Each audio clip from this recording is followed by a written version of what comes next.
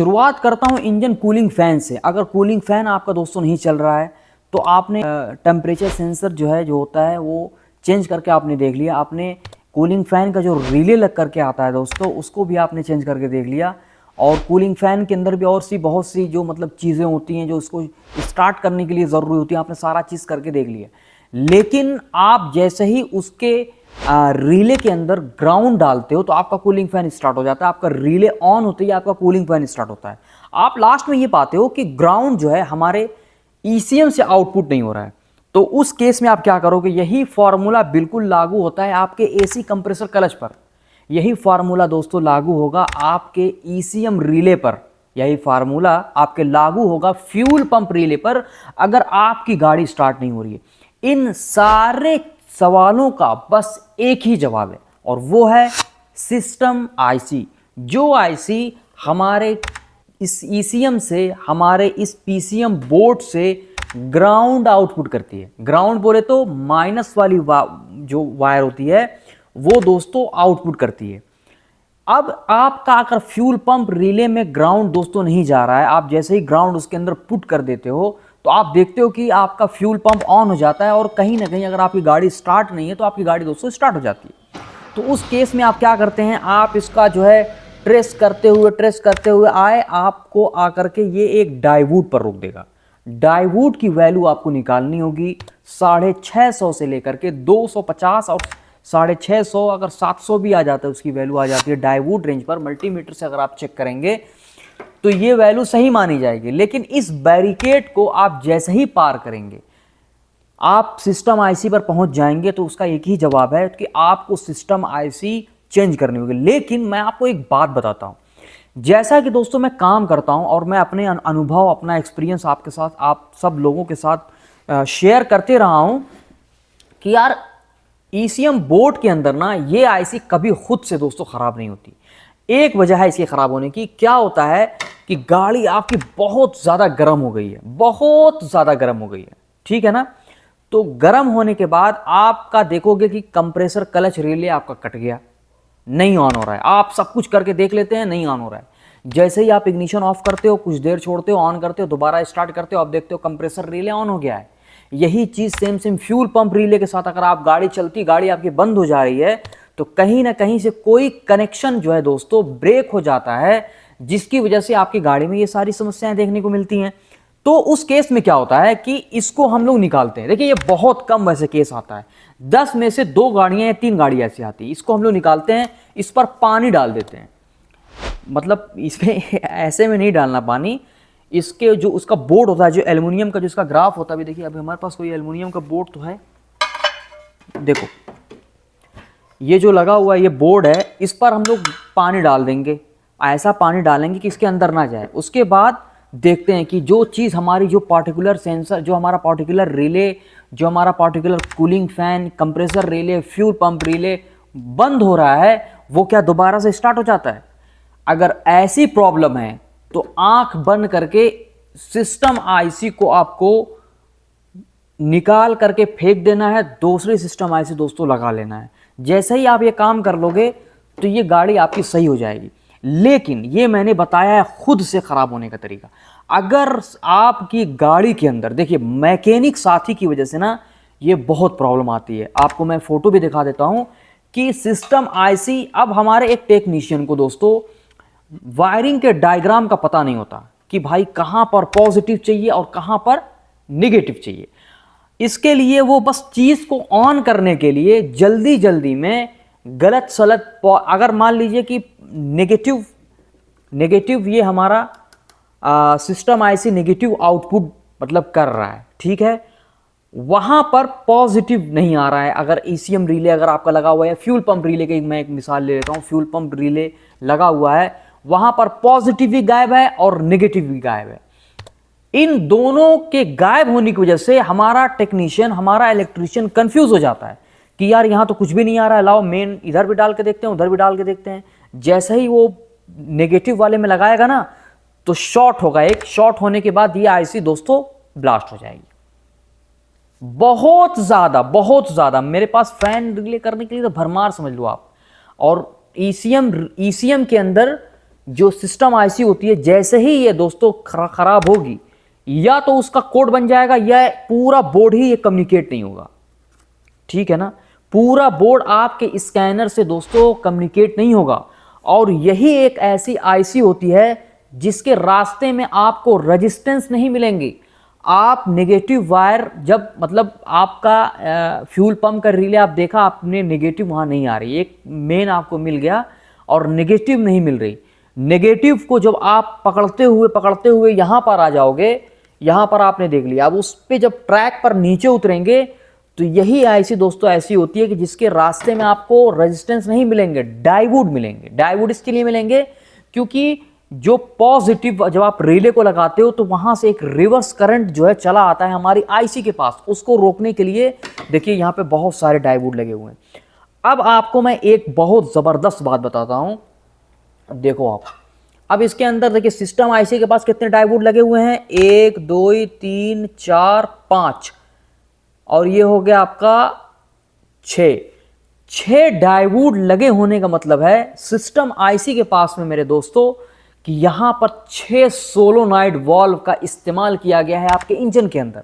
अब उस 6 solenoid valve के अंदर आपका फ्यूल पंप रिले है, आपका एसी कंप्रेसर रिले है, आपका रेडिएटर फैन रिले है, आपका पर्ज वाल्व है, आपका डीआरवी वाल्व है, आपका ये सारे वाल्व जो चलते हैं जिनको नेगेटिव प्रदान किया जाता है हमारे ईसीएम के द्वारा, उस आईसी से निकलने का नाम है दोस्तों सिस्टम आईसी।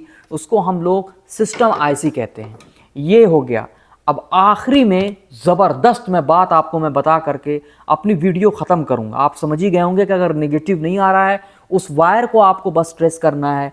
वायर को ट्रेस करते हुए जब आप आईसी के पास पहुँच जाएंगे तो वहाँ पर आपको एक डाइवुड मिलेगा। डाइवुड को आपको क्रॉस करना होगा। कभी भी देखिए, एक बात मैं आपको एक चीज़ बता दूं, बहुत गौर करने वाली है, शायद हो सकता है कि आप कंफ्यूज हो जाएंगे। यहाँ तो वायरिंग नहीं है मेरे पास। देखिए जैसे कि पिन नंबर 72 के अंदर हमें मिल गया AC compressor relay. AC compressor relay आप यहाँ पर लगा करके, बहुत से हमारे साथी डायरेक्ट मल्टीमीटर को बीप मोड में डाल करके इसके लेग पर लगाने लगते हैं। देखिए लेग लगा हुआ ना यहाँ पर ये जो लेग लगे हुए हैं यहाँ पर आप डायरेक्ट लगाते हो, बीप नहीं मिलेगा, ऐसे कभी भी बीप नहीं मिलेगा। आपको बीप मिलेगा तो मिलेगा दोस्तों कहां पर, आपको डाइवुड के साइड में बीप मिलेगा, क्योंकि डाइवुड एक वन साइड सर्किट को जो है प्रोटेक्ट करता है। वो कभी भी बाहर से आने वाली पॉजिटिव को, बाहर से आने वाले करंट को बाहर ही रोक देगा। देखो आप यहां पर बहुत सारे दोस्तों डाइवुड लगे हुए हैं, कभी भी आपको कनेक्टिविटी मिलेगी यहां पर। अब यहां पर आपको कनेक्टिविटी मिल गई तो इसकी वैल्यू आपको निकालनी होगी डाइवुड की, जिसकी वैल्यू होती है 250 से लेकर के 650 से 700 तक डाइवुड रेंज पर। आपको कनेक्टिविटी यहां से छोड़ दिया। अब आपको आपका मल्टीमीटर दोस्तों देखिए लगाना होगा यहां पर। यहां पर लगाने के बाद आपको एसी के लेग पर देखिए, जैसे कि हमने यहां पर देखिए लगा लिया है, यहां पर हमने लगा लिया। यहां पर लगाने के बाद अब इसको हमको बीप देना होगा, ऐसे करके बीप चेक करना होगा। जैसे ही आपकी कनेक्टिविटी बीप हो जाएगी तो आपको यह समझ लेना है कि हमारा जो है ट्रैक जो है, जो रास्ता है करंट को छोड़ने और पहुंचाने का, वो सही है। हमारे सिस्टम आईसी के अंदर दोस्तों प्रॉब्लम है। लास्ट में अब देखिए जबरदस्त मैं बात बता दूं, देखिए ये प्रॉब्लम जो टेक्नीशियन से खराब होती है, ये तो बिल्कुल ईसीएम को खोलते ही बिल्कुल हम लोग को मतलब नाश्ते की तरह तैयार मिल जाती है। लेकिन सबसे लास्ट में प्रॉब्लम मैं बताऊं कि हमारा सिस्टम आईसी दोस्तों होती ये है कि सिस्टम आईसी की वजह से ईसीएम पीसीएम प्रोसेसर का भी कोड बन करके आता है। कभी भी आप लोग याद रखना, ये बात इंस्टीट्यूट के अलावा आपको कोई बताने वाला नहीं है।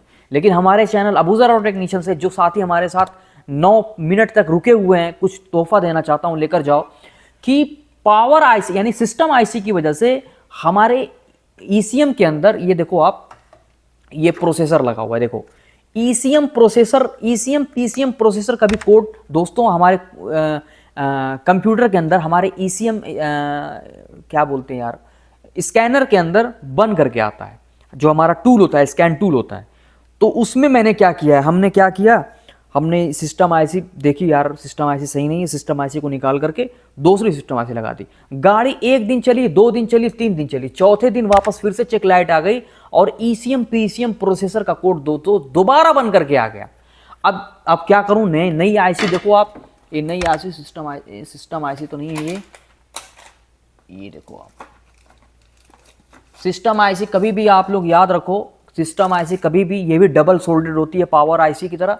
देखो इसका जो चेस्ट होता है, पहचानने का तरीका यही है, इसका चेस्ट देखो, ये जो चेस्ट लगा हुआ है यहाँ पर, ये चेस्ट, ये वाला और इसका लेग, ये दोनों सोल्ड होता है क्योंकि बहुत हीट होती है, इसको ग्राउंड आउटपुट करना होता है एक साथ, बहुत से इसको जो है ग्राउंड को आउटपुट करना होता है। इसके अंदर देखो ये सिस्टम आईसी हमने बदल करके देखी तो हमारा जो है कोड गया नहीं।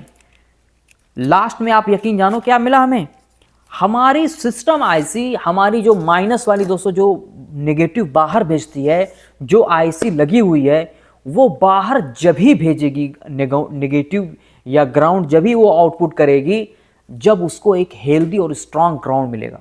ये बहुत पते की मैं बात बता रहा हूँ, मैं मजाक में बातें नहीं बोल रहा हूँ, मैं बहुत कुछ देखा हूँ गाड़ियों के अंदर, कुछ देखने के बाद नोट कर लेता हूँ कि अपनी वीडियो के अंदर मैं अपने दोस्तों को बताऊंगा कि सिस्टम आईसी के अंदर अगर एक हेल्दी ग्राउंड नहीं मिलेगा, यानी कि साफ जो गाड़ी के अंदर ग्राउंड टाइट होते हैं दोस्तों, अगर एक वीक ग्राउंड मिलेगा तो ईसीएम पीसीएम प्रोसेसर का कोड दोस्तों बन जाएगा।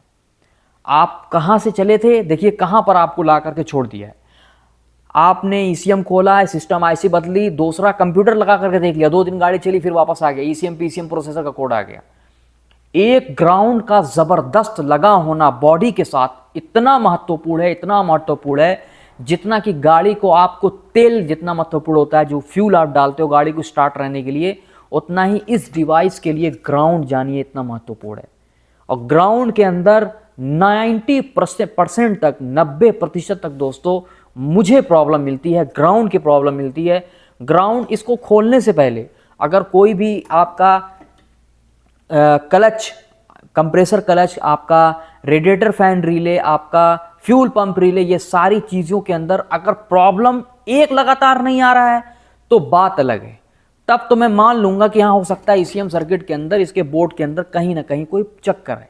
लेकिन अगर 1 दिन 2 दिन 3 दिन तो आप, अगर ये प्रॉब्लम आ रही है तो आप परेशान नहीं हुइए, आप ईसीएम बोर्ड को और भी सारी चीज़ें चेक करके आप समझ लो टाइम पास कर रहे हो, क्योंकि मैंने टाइम पास करके देख चुका है। आप अब आगे का काम करें।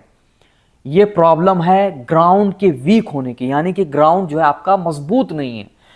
सारे ग्राउंड को बेहतरीन तरीके से आपको खोलना है, बेहतरीन तरीके, सारे ग्राउंड को, जितने भी ईसीएम के अंदर दोस्तों ग्राउंड लगे होते हैं, इवन बैटरी से बॉडी तक, बॉडी से इंजन तक, सारे ग्राउंड को आपको साफ करके लगाइए, आपकी गाड़ी 101% सही होगी इंशाल्लाह। मैं अब नेक्स्ट वीडियो बनाऊंगा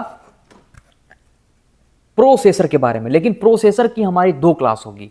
उसके बाद हम आपके साथ, हमने सोचा है कि हम लाइव भी जुड़ने वाले हैं इंशाल्लाह। बहुत जल्द मैं आपके साथ लाइव जुड़ूंगा और आप सारे लोगों का सवालों का जवाब मैं दूंगा ही दूंगा। इस बात की मैं आपसे जो है प्रॉमिस करता हूं सारे लोगों से, और बहुत जल्द मैं आपको बताऊंगा कि कब लाइव आने वाला हूं। सारी चीज़ें हमारी वीडियो के एंड में जो है दोस्तों बता दी जाएंगी आपको। बहुत बहुत शुक्रिया हमारे साथ लास्ट तक जुड़ने के लिए।